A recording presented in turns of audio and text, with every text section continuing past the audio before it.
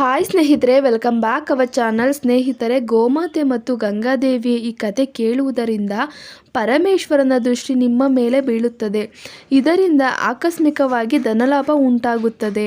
ಹಾಗೆ ನೀರಿನಿಂದ ಇರುವ ಗಂಡಾಂತರ ತಪ್ಪಿ ಹೋಗುತ್ತದೆ. ಸ್ನೇಹಿತರೆ, ಸಾಕ್ಷಾತ್ ಗಂಗಾದೇವಿ ಗೋಮಾತೆಯನ್ನು ರಕ್ಷಿಸಲು ಭೂಮಿಗೆ ಬಂದಂಥ ಕತೆ ಇದು. ಪೂರ್ವದಲ್ಲಿ ದಂಡಕಾರಣ್ಯದಲ್ಲಿ ಗೌತಮ ಮಹರ್ಷಿ ವಾಸವಿದ್ದರು. ನೀರಿನ ಅನುಕೂಲಕ್ಕಾಗಿ ಆಶ್ರಮದ ಪಕ್ಕದಲ್ಲಿ ಕಲ್ಯಾಣಿ ಅಥವಾ ಮೆಟ್ಟಿಲು ಬಾವಿಯೊಂದನ್ನು ಹವಿಸಿದರು. ಆ ಪ್ರದೇಶವು ಕೂಡ ಹಚ್ಚ ಹಸಿರಾಗಿ ಸುಂದರವಾಗಿ ಕಾಣಿಸುತ್ತಿತ್ತು. ಆದರೆ ಇದ್ದಕ್ಕಿದ್ದಂತೆ ಆ ಪ್ರಾಂತ್ಯವನ್ನು ಬರಡು ಆಕ್ರಮಿಸಿತು. ನೋಡುತ್ತಿದ್ದಂತೆ ಆ ಪ್ರದೇಶ ನಿರ್ಜನವಾಯಿತು. ಕಲ್ಯಾಣಿ ಕೂಡ ಒಣಗಿ ಹೋಯಿತು. ಬೆಳೆಯೆಲ್ಲ ಸತ್ತು ಹೋಯಿತು. ಜನರು ಹಸಿವು ಬಾಯಾರಿಕೆಯಿಂದ ಬಳಲುತ್ತಿದ್ದರು. ಆ ಊರಿನ ಪರಿಸ್ಥಿತಿ ಜನರನ್ನು ನೋಡಿದರೆ ಯಾರಿಗಾದರೂ ಕರುಳು ಕಿತ್ತು ಬರುವಂತಿತ್ತು. ಸುಮಾರು 12 ವರ್ಷಗಳು ಹೀಗೆ ನಡೆಯಿತು. ಜನರು ರಾಶಿಯಾಗಿ ಸತ್ತು ಬೀಳುತ್ತಿದ್ದರು. ತಪಸ್ಸಿನಿಂದ ಹೊರಬಂದ ಗೌತಮ ಮಹರ್ಷಿ ಆ ಪ್ರಾಂತ್ಯದ ಪರಿಸ್ಥಿತಿ ನೋಡಿ ಕಂಗಾಲಾದರು. ಮತ್ತೆ ಅವರ ಪ್ರಾಂತ್ಯ ಎಂದಿನಂತೆ ಹಚ್ಚ ಹಸಿರಾಗಿ ಕಂಗೊಳಿಸಬೇಕೆಂದು ವರುಣದೇವರನ್ನು ಪ್ರಾರ್ಥಿಸಿದರು. ಈ ಕೂಡಲೇ ಮಳೆ ಸುರಿಸು ಎಂದು ವರುಣದೇವರನ್ನು ಬೇಡಿಕೊಂಡರು. ಆ ಬೇಡಿಕೆಗೆ ವರುಣ ಮಣಿಯಲಿಲ್ಲ. ಗೌತಮ ಮಹರ್ಷಿಯ ಬೇಡಿಕೆ ಅವರ ಕಿವಿಗೆ ಬೀಳದಿರಲು ವರುಣದೇವರು ಸೂಕ್ಷ್ಮ ರೂಪ ಧರಿಸಿ ವರುಣ ಲೋಕಕ್ಕೆ ಹೊರಟು ಹೋದರು. ವರುಣ ಅವರ ಲೋಕಕ್ಕೆ ಹೊರಟು ಹೋಗಿದ್ದಾರೆ ಎಂದು ತಿಳಿದುಕೊಂಡ ಗೌತಮ ಮಹರ್ಷಿ ವರುಣಲೋಕದ ಕಡೆಗೆ ಪ್ರಯಾಣ ಶುರು ಮಾಡಿದರು.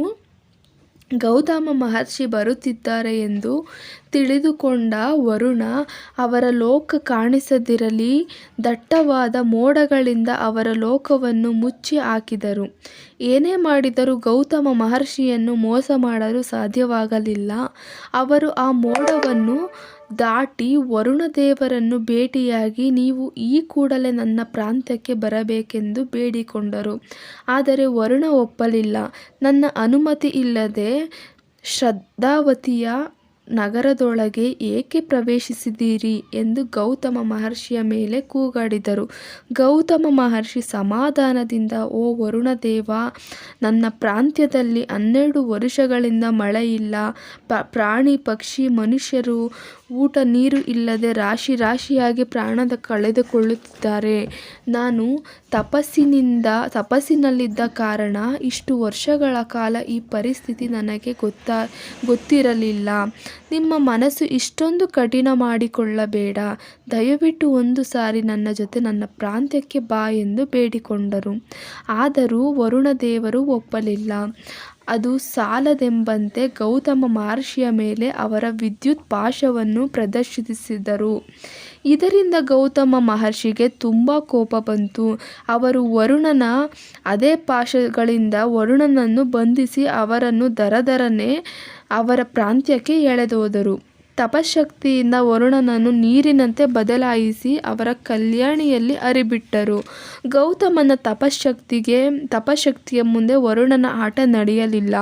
ಹಾಗಾಗಿ ವರುಣದೇವರು, ಮಹರ್ಷಿ ಗೌತಮ, ಈ ಕಲ್ಯಾಣಿಯಲ್ಲಿ ವಾಸವಿರಲು ನಾನು ಅಂಗೀಕರಿಸುತ್ತೇನೆ. ಆದರೆ ಅದಕ್ಕೊಂದು ಷರತ್ತಿದೆ. ಯಾವ ದಿನ ನೀವು ಪಾಪ ಮಾಡುತ್ತೀರೋ ಆ ಮರುಕ್ಷಣ ನಾನು ಆ ಸ್ಥಳವನ್ನು ಬಿಟ್ಟು ಹೊರಟು ಹೋಗುತ್ತೇನೆ ಎಂದು ಹೇಳಿದರು. ಗೌತಮ ಮಹರ್ಷಿ ಆ ಷರತ್ತಿಗೆ ಒಪ್ಪಿಕೊಂಡರು. ಇನ್ನು ಆ ಪ್ರಾಂತ್ಯವೆಲ್ಲ ಬರಡು ಕಬಳಿಸಿದ್ದರೂ ಕೂಡ ಗೌತಮ ಮಹರ್ಷಿಯ ಆಶ್ರಮ ಮಾತ್ರ ಸುಭಿಕ್ಷವಾಗಿತ್ತು. ಶಾಸ್ತ್ರಗಳ ಪ್ರಕಾರ 12 ವರ್ಷಕ್ಕಿಂತಲೂ ಹೆಚ್ಚಿನ ಸಮಯ ಯಾವ ಕಾರಣಕ್ಕೂ ಕೂಡ ಬರಡು ಆಕ್ರಮಿಸಬಾರದು. ದಂಡಕಾರಣ್ಯಕ್ಕೆ ಬರಡು ಆಕ್ರಮಿಸಿ 12 ವರ್ಷ ಪೂರ್ತಿಯಾಯಿತು. ಆದರೆ ಗೌತಮ ಮಹರ್ಷಿ ವರುಣ ದೇವರನ್ನು ಬಂಧಿಸಿದ್ದ ಕಾರಣ ಅವರು ಮಳೆ ಸುರಿಸಿ ಆ ಪ್ರಾಂತ್ಯವೆಲ್ಲ ಸುಭಿಕ್ಷವಾಗಿಡಲು ಸಾಧ್ಯವಾಗಲಿಲ್ಲ. ಕೇವಲ ದಂಡಕಾರಣ್ಯ ಮಾತ್ರವಲ್ಲದೆ ಭೂಮಿಯ ಮೇಲೆ ಹಲವಾರು ಭಾಗಗಳು ಬರಡು ಆಕ್ರಮಿಸಿತು. ಇನ್ನು ವಿಧಿಯಿಲ್ಲದೆ ಗೌತಮ ಮಹರ್ಷಿಯ ಕೈಯಲ್ಲಿ ಯಾವುದೋ ಒಂದು ತಪ್ಪು ಮಾಡಿಸಿ ನಾನು ಇಲ್ಲಿಂದ ಹೊರಟು ಹೋಗಬೇಕು ಎಂದು ವರುಣ ದೇವರು ಉಪಾಯ ಶುರು ಮಾಡಿದರು. ಅವರಿಗೊಂದು ಉಪಾಯ ಹೊಳೆಯಿತು. ಕೂಡಲೇ ಒಂದು ಮಾಯಾವಿ ಹಸುವನ್ನು ಸೃಷ್ಟಿಸಿ ಗೌತಮನ ಆಶ್ರಮದ ಒಳಗೆ ಕಳುಹಿಸಿದರು. ವರುಣ ಹಸು ಹುಚ್ಚು ಹಿಡಿದಂತೆ ಆಡುತ್ತಾ ಆಶ್ರಮವೆಲ್ಲ ನಾಶಪಡಿಸುತ್ತಿತ್ತು. ಇದರಿಂದ ಗೌತಮ ಮಹರ್ಷಿ 4 ದರ್ಬೆಗಳನ್ನು ತೆಗೆದುಕೊಂಡು ಹಸುವನ್ನು ಎದರಿಸಿದರು. ಅಷ್ಟಕ್ಕೆ ಆ ಹಸು ನೆಲದ ಮೇಲೆ ಕುಸಿದು ಬಿದ್ದು ಪ್ರಾಣ ಕಳೆದುಕೊಂಡಿತು. ಇನ್ನು ಗೌತಮ ಮಹರ್ಷಿಗೆ ಗೋಹತ್ಯೆ ಪಾತಕ ಅಂಟಿಕೊಂಡಿತು. ಪಾಪ ಮಾಡಿದರೆ ಹೊರಟು ಹೋಗುತ್ತೇನೆ ಎಂದು ವರುಣ ಇಟ್ಟಂಥ ಷರತ್ತಿನ ಪ್ರಕಾರ ವರುಣ ದೇವರು ಅಲ್ಲಿಂದ ಹೊರಟು ಹೋದರು. ಮತ್ತೆ ಎಂದಿನಂತೆ ಅಲ್ಲಿ ಬರಡು ಆವರಿಸಿತು. ಆಶ್ರಮದಲ್ಲಿ ನಡೆದ ವಿಷಯ ಒಂದು ಮಾಯೆಯಂತೆ ಇತ್ತು. ಇದರಿಂದ ದುಃಖದಲ್ಲಿ ಮುಳುಗಿ ಹೋಗಿದ್ದ ಗೌತಮ ಮಹರ್ಷಿ ಪರಿಹಾರ ಕೇಳಲು ಬ್ರಹ್ಮದೇವರ ಹತ್ತಿರ ಹೋದರು. ಬ್ರಹ್ಮದೇವರ ಸಲಹೆಯ ಪ್ರಕಾರ ಶಿವನಿಗಾಗಿ ಗಾಢವಾದ ತಪಸ್ಸು ಶುರು ಮಾಡಿದರು. ಅವರ ಮುಂದೆ ಪ್ರತ್ಯಕ್ಷನಾದ ಪರಮೇಶ್ವರ ವರ ಕೇಳುವಂತೆ ಹೇಳಿದರು.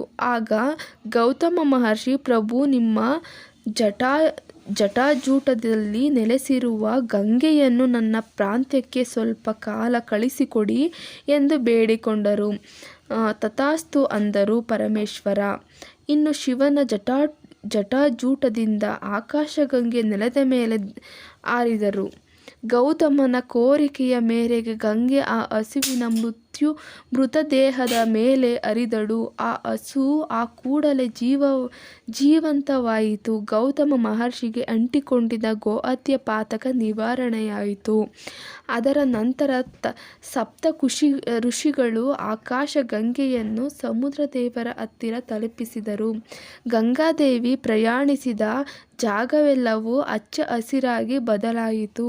ಗೌತಮನಿಂದ ಭೂಮಿಗೆ ಬಂದ ಕಾರಣ ಗಂಗೆಗೆ ಗೌತಮಿ ಎಂಬ ಹೆಸರು ಬಂತು. ಗೋಮಾತೆಯನ್ನು ಬದುಕಿಸಿದ ಕಾರಣ ಆಕೆಗೆ ಗೋದಾವರಿ ಎಂಬ ಹೆಸರು ಬಂತು. ಆ ಕಾಲದಲ್ಲಿ ಗೋಮಾತೆಗೆ ಅಷ್ಟೊಂದು ಪ್ರಾಧಾನ್ಯ ಕೊಡುತ್ತಿದ್ದರು. ಗೋಮಾತೆಯ ಶ್ರೇಷ್ಠತೆಯನ್ನು ವಿವರಿಸುವ ಈ ಕಥೆ ಕೇಳುವುದರಿಂದ ಸಕಲ ಶುಭಗಳು ನೀವು ಪಡೆದುಕೊಳ್ತೀರಿ. ಈ ವಿಡಿಯೋ ಇಷ್ಟ ಆಗಿದ್ರೆ ಪ್ಲೀಸ್ ನನ್ನ ಚಾನಲ್ ಸಬ್ಸ್ಕ್ರೈಬ್ ಮಾಡ್ಕೊಂಡು ನೋಡಿ. ಹಾಗೆ ಪಕ್ಕದಲ್ಲಿರೋ ಬೆಲ್ ಐಕನ್ ಪ್ರೆಸ್ ಮಾಡಿ. ಇದರಿಂದ ಹೊಸ ವೀಡಿಯೋಕ್ಕೆ ನೋಟಿಫಿಕೇಷನ್ ಬರುತ್ತೆ. ತಕ್ಷಣ ನೀವು ನನ್ನ ವಿಡಿಯೋ ನೋಡ್ಬೋದು. Thank you for watching. ಮತ್ತೆ ಸಿಗ್ತೀನಿ ಸ್ನೇಹಿತರೆ. ಬಾಯ್.